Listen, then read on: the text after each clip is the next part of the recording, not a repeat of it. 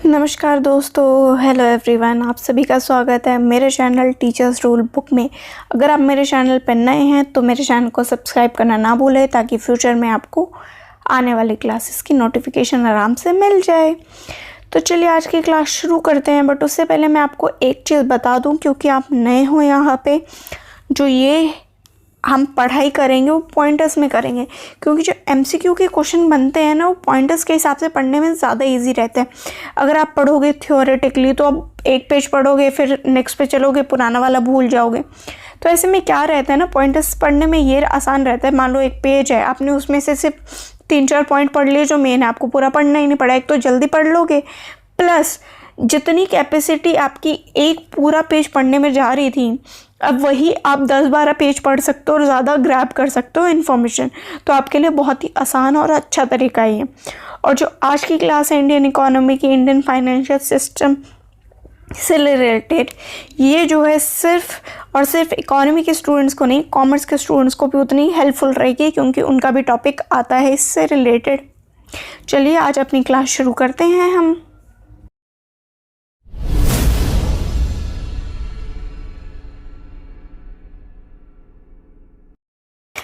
पहले हम introduction part कर लेते हैं अपना। पहले बात करते हैं फाइनेंशियल मार्केट्स क्या होते हैं। अच्छा, जो मार्केट्स होती हैं जिनके बीच में आपस में ट्रांजैक्शन इन द सेंस कि लेन देन हो रहा है, वो भी फंड्स का, मतलब पैसों का। सरप्लस में हो गया या स्केयर में हो गया। सरप्लस और स्केयर से यहाँ पे मतलब है कोई चीज़ ज़्यादा मात्रा में है या कम मात्रा में। अब उनके बीच में जो आपस में लेन देन या ट्रांजैक्शन जिसको कहते हैं, जो चल रहा है, उस वाली पूरी मार्केट को हम फाइनेंशियल मार्केट्स कहते हैं आपकी। अच्छा, अब ये जो फाइनेंशियल मार्केट्स होती हैं, इनमें क्या ऐसा लोगों को दिखता है कि वहाँ पे जाते हैं लोग, यहाँ पे प्राइम मोटो लोगों का होता है या तो इंटरेस्ट अर्न करना या फिर डिविडेंड अर्न करना, जो उनको उनके शेयर्स वगैरह पे मिलता है। चलिए आगे बात करते हैं। अब जो आपके आते हैं फाइनेंशियल मार्केट्स, वो 2 टाइप की होती हैं। एक होती है आपकी शॉर्ट टर्म मार्केट, एक होती है लॉन्ग टर्म मार्केट। जो आपकी शॉर्ट टर्म मार्केट होती हैं उनको हम मनी मार्केट भी कहते हैं, और लॉन्ग टर्म मार्केट्स को हम कैपिटल मार्केट भी कहते हैं। इनका रीज़न्स ये है, जो आपकी मनी मार्केट होती हैं उनमें जो ट्रांजेक्शन्स होती हैं या उनके जो बिल्स वगैरह होते हैं, वो with in 1 year means 364 days तक ही होते हैं सिर्फ, मतलब तब तक वो ट्रांजेक्शन ख़त्म हो जानी चाहिए। फिर उसके बाद आती है लॉन्ग टर्म की बात। अब लॉन्ग टर्म जो है ना, वो 1 साल से ऊपर के ही होते हैं, उससे पहले ख़त्म नहीं होते। मतलब 365 डेज तो मैंडेटरी है उसमें, उसके बाद ऊपर जितने भी साल हो वो उसके लिए लॉन्ग टर्म के लिए आप उसको कंसिडर करते हो। अच्छा, जो आपकी मनी मार्केट होती है, इसको आप शॉर्ट में ट्रेडिंग कैपिटल मार्केट भी कह सकते हो। तो चलिए आगे बढ़ते हैं। अब हम आज की क्लास में हम बात करते हैं इंडियन मनी मार्केट की। अब जो आपकी शॉर्ट टर्म मार्केट्स हैं, इनमें क्या है, ट्रेडिंग होती है। अच्छा, ट्रेडिंग यहाँ पे गलत लिखा हुआ है, ट्रेडिंग इज डन है। ट्रेडिंग होती है जो डिस्काउंट पे होती है। मान लो मैंने आपको 100 रुपये के बदले 95 रुपीज़ उधार में दे दिए, बट जब मैं आपसे रिडीम करूंगी या मैं आपसे पैसे वापस लूँगी, मैं पूरे के पूरे फेस वैल्यू मतलब 100 रुपये पे लूँगी। मैं आपसे यहाँ पे कोई इंटरेस्ट नहीं चार्ज कर रही, बट जो अमाउंट आपको चाहिए उससे थोड़ा कम करके आपको दे रही हूँ ताकि मैं आपसे फुल अमाउंट ले सकूँ। मनी मार्केट में जो है रेपो रेट है, वो वर्क करता है एज अ गाइडिंग डिस्काउंट, कि कितना डिस्काउंट मैं आपको दूंगी। ये तो मैंने एग्जांपल के लिए दिया था 100 और 95 रुपीज़ वाला। बट जब मनी मार्केट की बात आती है तो उसमें एक ट्रेडर, मान लो जो लेंडर होता है, वो कितने पे डिस्काउंट देगा वो डिसाइड करती है रेपो रेट आपके। अब जो रेपो रेट होते हैं वो आरबीआई इशू करता है। रेपो रेट और रिवर्स रेपो रेट है, उसके बारे में आगे डिटेल में पढ़ेंगे तो आपको और क्लियरली समझ आ जाएगा। फिर इसके बाद आती है आपकी फाइनेंशियल असेट्स की बात। इसमें जो फाइनेंशियल असेट्स हम यूज़ करते हैं ना, वो ऐसे यूज़ करते हैं जो क्विकली कन्वर्ट हो सकें। अब फाइनेंशियल असेट तो आप सोचोगे कि लॉन्ग टर्म के लिए नहीं, यहाँ पे फाइनेंशियल असेट्स उन असेट्स की बात हो रही है जो फटाफट ट्रेड हो सकें और फटाफट मनी में कन्वर्ट हो सके। मान लो मैं सपोज़ के लिए लेके चल रही हूँ, सिर्फ सपोज़ मेरे पास कोई गाड़ी है और मैं आपको एज अ कन्वर्ट करके दे रही हूँ उसको पैसे में। अब आपको पैसे की ज़रूरत है, आपने सोचा मेरे पास गाड़ी है, मैं उसको फटाफट मार्केट में जाके बेच देता हूँ और मुझे पैसे मिल जाएंगे। तो इस टाइप की कुछ असेट्स होती है, फाइनेंशियल असेट, जो जल्दी से कन्वर्ट हो जाएं। अब आगे बात करते हैं शॉर्ट टर्म लेंडिंग के। अच्छा, जो आपके मनी मार्केट में चीज़ें ट्रेड होती हैं वो शॉर्ट टर्म के लिए होती हैं, जैसे कि अभी मैंने आपको अच्छे से समझाया था कि 364 डेज तक, उससे बियॉन्ड नहीं जाती। इसमें भी अब 2 टाइप की मार्केट्स होते हैं, ऑर्गेनाइज्ड, अनऑर्गेनाइज्ड। अभी डिटेल में बात करेंगे उसके बारे में। अभी ये पहले भी मैंने आपको बता दिया था कि वर्किंग कैपिटल मार्केट भी कहा जाता है इसको। इससे रिलेटेड जो 2 इम्पॉर्टेंट क्वेश्चंस, 2 इम्पॉर्टेंट पॉइंट्स आपको याद रखना है वो ये है कि चक्रवर्ती कमेटी आई थी 1985 में, जिसने कहा था कि ऑर्गेनाइज्ड मार्केट होनी चाहिए। इससे पहले सिर्फ अनऑर्गेनाइज्ड मार्केट काम करती थी हमारे इंडिया में। फिर उसके बाद वाहुल कमेटी आई आपकी 1987 में। अब उसने पूरा प्रॉपर ब्लूप्रिंट, मतलब पूरा प्रॉपर प्लान बना के दिया कि कैसे हम मार्केट को ऑर्गेनाइज्ड करेंगे, क्योंकि अभी तक अनऑर्गेनाइज्ड थी वो। अब जो अनऑर्गेनाइज्ड मार्केट है उसको हम 3 पार्ट्स में डिवाइड करते हैं। पहला आता है आपका unregulated non bank financial intermediate. इसके लिए जैसे एग्जांपल हो गए आपके चिट फंड्स, निधीज। अगर चिट फंड्स और निधीज क्या होते हैं, जिसको पता है वो मुझे फटाफट कमेंट बॉक्स में बताइए। निधीज जो होते हैं हमारे मेनली जो साउथ इंडिया में वर्क करते हैं, ठीक है। अब ये क्या है चिट फंड्स और निधीज, वो आप मुझे बताइए। और यहाँ पे साथ के साथ आपके लिए एक और क्वेश्चन है कि NBFC जो है वो RBI के कंट्रोल के अंडर कब आया था, कौन से ईयर में आया था। चलिए आगे बढ़ते हैं। अच्छा, यहाँ पे मैं आपको ये क्लैरिफाई करना भूलूंगी कि unregulated non banking financial intermediaries, यहाँ पे इंटरमीडियरीज वो हैं जो एज अ वर्क करती हैं छोटी मोटी आपके लिए। जैसे आपने कभी कमेटीज़ वगैरह के बारे में सुना है कि मैं कमेटी डाल रहा हूँ, ये उस टाइप की चीज़ें होती है कि बीच में जो है आपने पैसा डाला है ताकि आपको पैसा मिले एक टाइम के लिए, और बाद में आप भरते रहते हो उसको धीरे धीरे इंटरेस्ट के साथ। चलिए आगे बढ़ते हैं। आगे आता है आपका इंडिजीनियस बैंकर्स। ये काफ़ी पार्ट्स में डिवाइड होते हैं, जो है आपके गुजराती श्रॉफ्स हो गए, मुल्तानी शिकरपुरी श्रॉफ्स हो गए, मारवाड़ी कायाज हो गए, क्षेत्रस हो गए। अब ये जो लोग होते हैं ना, ये क्या करते हैं, ये बैंक से डिपॉजिट लेते हैं और दूसरों को लेंड करते हैं। मतलब एक टाइप से ना अपना ही अलग ही बैंक चला रहे हैं ये लोग, ठीक है। फिर फाइनली आते हैं आपके मनी लेंडर्स। जो इंडिया में सबसे ज़्यादा बड़ी मार्केट है अनऑर्गेनाइज्ड की मनी मार्केट, वो आती है मनी लेंडर्स की, बहुत ज़्यादा है। अब लोग अपने आप ही, जैसे अपने ज़मींदारी सिस्टम पहले सुनाते हैं, उस टाइप के लोग होते हैं जो आपको मनी लैंड कर देते हैं। ये जो होते हैं पर्सनल बेसिस पे काम करते हैं। मान लो जैसे आपने अपने फ्रेंड से मनी ले लिया, या फिर कोई प्रॉपर मनी लेंडर है जिसने प्रोफेशन ये बना रखा है कि दूसरों को देता है और फुल इंटरेस्ट में उनसे ले लेता है, तो ये उस टाइप के लोग होते हैं। चलिए अब बात करते हैं ऑर्गेनाइज्ड मनी मार्केट की। अब इंडिया में जो ऑर्गेनाइज मनी मार्केट है, इसमें 8 इंस्ट्रूमेंट्स है। इंस्ट्रूमेंट्स यहाँ पे वो है जिनको आप मनी लेंडिंग का सोर्स कह सकते हो। वो जो है 8 तरीके के। पहले बात करते हैं टी बिल्स, जिनको हम ट्रेजरी बिल्स भी कहते हैं। ये इंस्ट्रूमेंट जो है हमारे पास 1986 से है इंडिया में, और सेंट्रल गवर्नमेंट इसको यूज़ करती है ताकि शॉर्ट टर्म लिक्विडिटी की रिक्वायरमेंट्स को पूरा कर सके। शॉर्ट टर्म लिक्विडिटी का मतलब है कि उनको अर्जेंटली जब पैसा चाहिए होता है तब वो टी बिल्स को यूज़ करते हैं। अब ये भी जो है 5 टाइप के होते हैं। पहला आ गया आपको 14 डेज़ वाला, जो इंटरमीडिएट वाले होते हैं, और एक होता है आपका 14 डेज़ का जो ऑक्शनेबल्स होते हैं। फिर आता है 91 डेज़ वाले, फिर 182 डेज़ वाले, और फिर फाइनली आता है आपका मैक्सिमम वाला 364 डेज़ वाले। अब जो है इनमें से जो 14 डेज़ वाले टी बिल्स हैं वो डिसकंटिन्यू कर दिए गए थे 2001 में। प्रेजेंटली हमारे पास सिर्फ और सिर्फ 91 डेज़, 182 और 364 डेज़ वाले बिल्स हैं, ट्रेजरी बिल्स। अब आते हैं सर्टिफिकेट ऑफ डिपॉजिट, इनको CD भी कहा जाता है। ये जो आए थे हमारे 1989 में शुरू हुए थे। ये बैंक्स के द्वारा इशू किए जाते हैं डिपॉजिटर्स को एक पर्टिकुलर टाइम के लिए, मतलब एक रेंज टाइम के लिए जो 1 साल से कम होगी, और ये नेगोशिएबल और ट्रेडेबल होता है। मार्केट में आपको आपने ले लिए हैं, अब आपने डिपॉजिट किया है बैंक में पैसा, उन्होंने आपको बिल बना के दे दिया, मतलब ये सीडी बना के दे दिया है। अब आपको अर्जेंटली पैसा चाहिए बट आप बैंक से नहीं निकालना चाह रहे या आप जा नहीं पा रहे हो, तो आप मार्केट में भी ट्रेड करके इसको ले सकते हो, मार्केट से भी पैसा। अब आते हैं हम अपने कमर्शियल पेपर, सीपी कहा जाता है। ये आए थे आपके 1990s में। ये कॉर्पोरेट हाउसेस यूज़ करते हैं, मतलब आपने मल्टी जाइंट्स कॉर्पोरेट्स जो देखे होंगे वो इनको यूज़ करते हैं, और वो भी वो जो लिस्टेड है सेबी के साथ।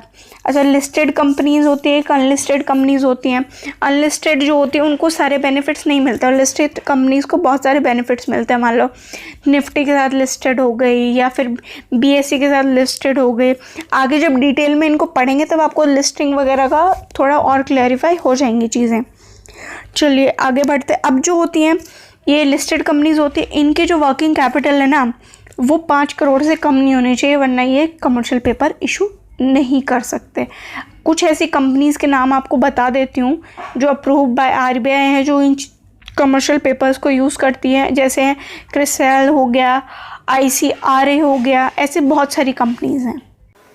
फिर आते हैं आपके कमर्शियल बिल्स। ये आए थे 1990s में, और ये मेनली इशू किए जाते हैं ऑल इंडिया फाइनेंशियल इंस्टीट्यूशन से या फिर NBFC जो आते होते हैं आपके उनसे, या फिर आपके जो शेड्यूल कमर्शियल बैंक्स होते हैं, म्यूचुअल फंड्स होते हैं। पहले क्या ना, एक bill market, old bill market हुआ करती थी 1952 में, उसको रिप्लेस किया है हमारे कमर्शियल बिल ने।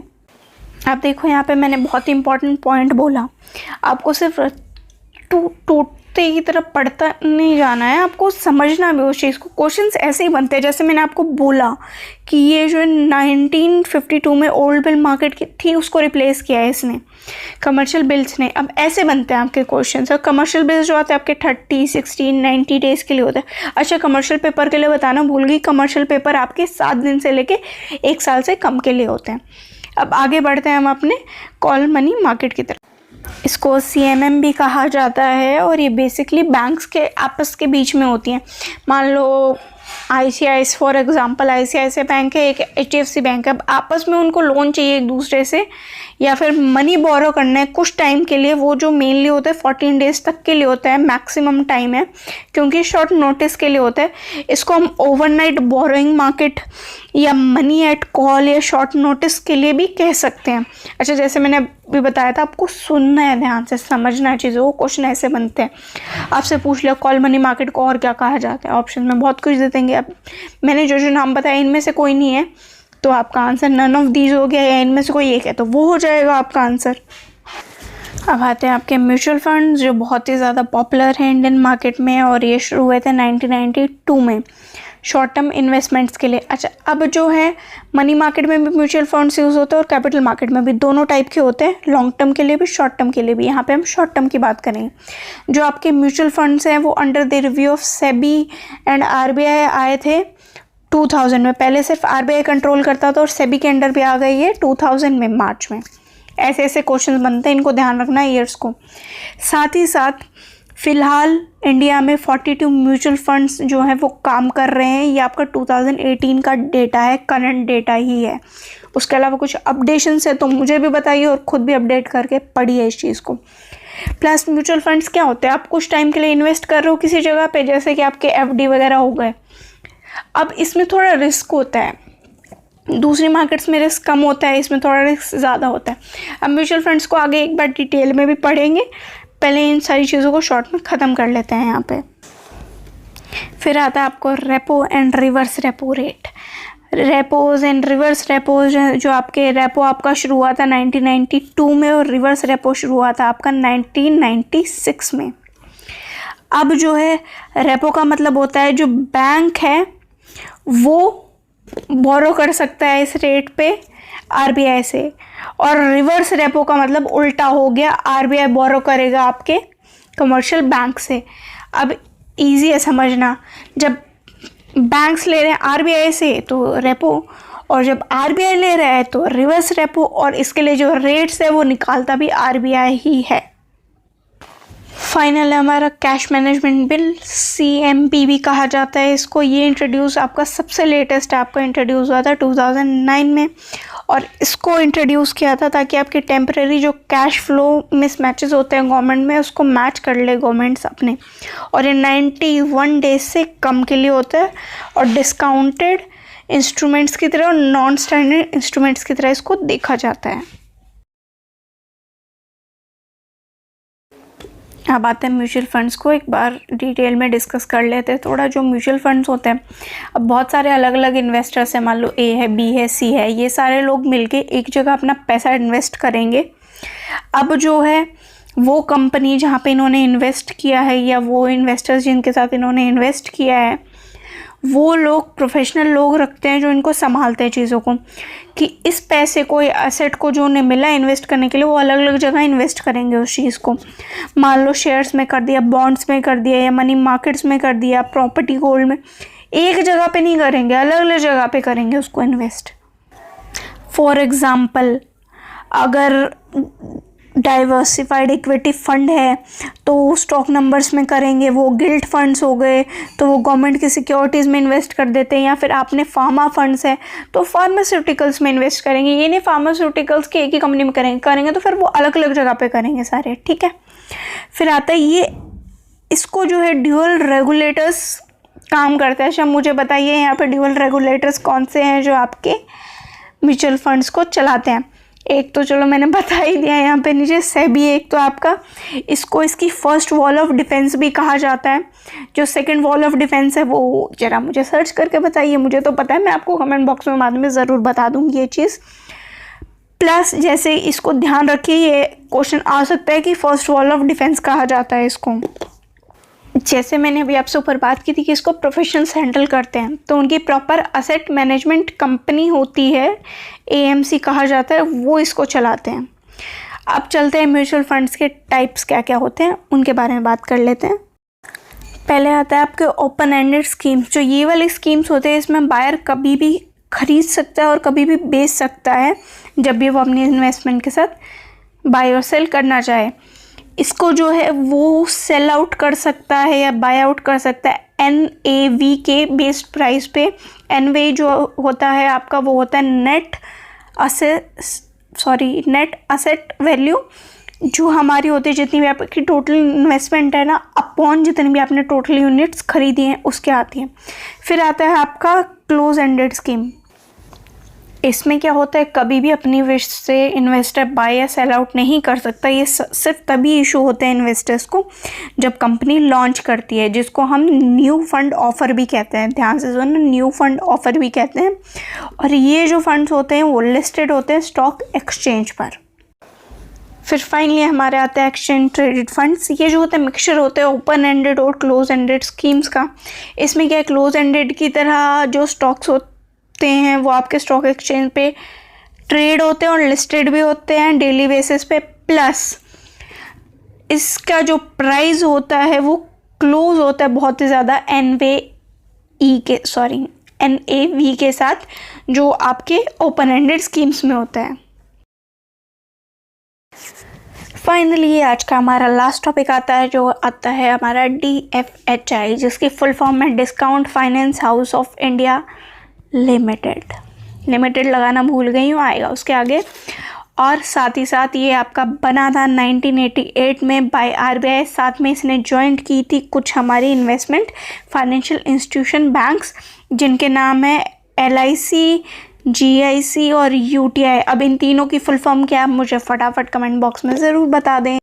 और इसकी ज़रूरत क्या थी, जब हमारे पास इतने सारे इंस्ट्रूमेंट्स हैं अलग अलग टाइप के, तो इसकी ज़रूरत क्या थी। अब इसकी ज़रूरत इसलिए थी ताकि एक लिक्विडिटी प्रोवाइड की जाए। यहाँ पे लिक्विड नहीं है, लिक्विडिटी है, लिक्विडिटी प्रोवाइड की जाए जितने भी इंस्ट्रूमेंट्स हैं मनी मार्केट्स के उनको। प्लस साथ ही साथ इक्विलिब्रियम लेके आना है लिक्विडिटी में, जितना भी इंडियन फाइनेंशियल सिस्टम है उसको बैलेंस करने के लिए। इनफैक्ट 2004 में RBI ने अपने जितने भी शेयर्स वगैरह है वो सारे ट्रांसफ़र कर दिए थे, मतलब होल्डिंग्स वगैरह जो उससे रिलेटेड है सारी, जो आपके फाइनेंस से रिलेटेड आती है वो ट्रांसफ़र कर दी थी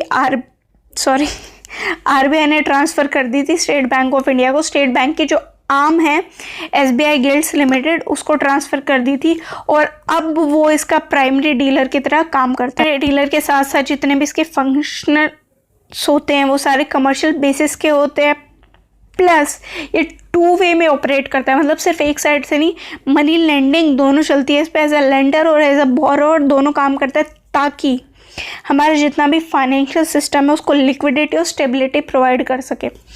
अब लिक्विडिटी स्टेबिलिटी का मतलब है कितनी जल्दी कन्वर्जन रेट दे सकता है मनी में, स्टेबिलिटी कितना स्थिरता दे सकता है हमारी मार्केट को, ताकि वो स्टेबल रहे और अच्छे से काम करती रहे। सो एवरीवन, आज की क्लास यहीं पे ख़त्म करते हैं। मेरे चैनल को सब्सक्राइब करना ना भूलें और बेल आइकन दबाना भी ना भूलें, और साथ ही साथ अगर वीडियो अच्छी लगी हो तो लाइक कर दें। आई नो थोड़ी बड़ी हो गई आज की, next time I will try कि थोड़ी शॉर्ट रहे, और दूसरों के साथ शेयर भी करें इन्फॉर्मेशन।